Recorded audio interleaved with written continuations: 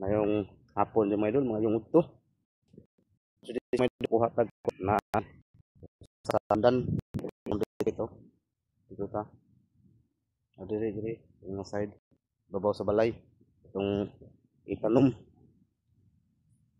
Mapadong ta dito mga idol, kuha ta. Lain akong tingog mga idol kay kuan. Kisipon ay kisipon ko. Yan na, katol ka itong ilong. Na, kuha ta ko sa kapunuan. Kay nanghit ang mong tatay. Kaya kita nung sa likod bahay. Yan, nababang lang mga idol. Yan, data dire. Bagong hapon ninyo. Bagong kalis. Mga ito. Mga kalabasa dire.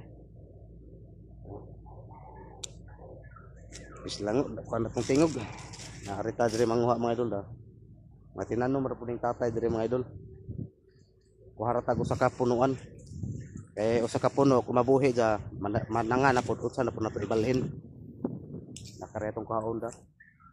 Na kanang gitudlo na kana na. Kana mo nay kuhaon nato.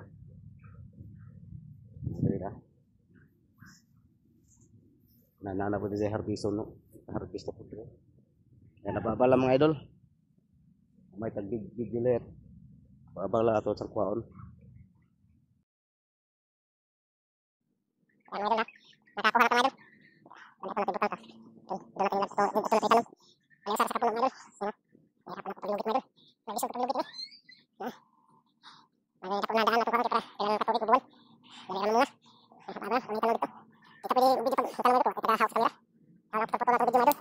Na tanong sa tandan idol. Kita na dito ka. Atong tuwa dito. Hinga pa. Yan baba idol. Ha, ano kita tanong. Yan tanong man tanong idol, dito na pakita pagtanong. Ay walang mag-video. Yan. Nakalimutan ng bahay tayo idol. Yan. Sa likod lang siya ng bahay idol. Sa puno lang yung tanim natin. Eh, pag may sanga na siya idol, o tumubo na iba. Saka natin lipat. Yan. Yan. Idol. Nasa ibabaw lang siya ng bahay. May bahay ito. Yan, kabuta tayo. May ahas. Yan. Sa puno lang ito idol. Undal po ito. Yan. Yan, ito natin tanim. Sa ano ng inyog dati, yung nabuhay yung inyog.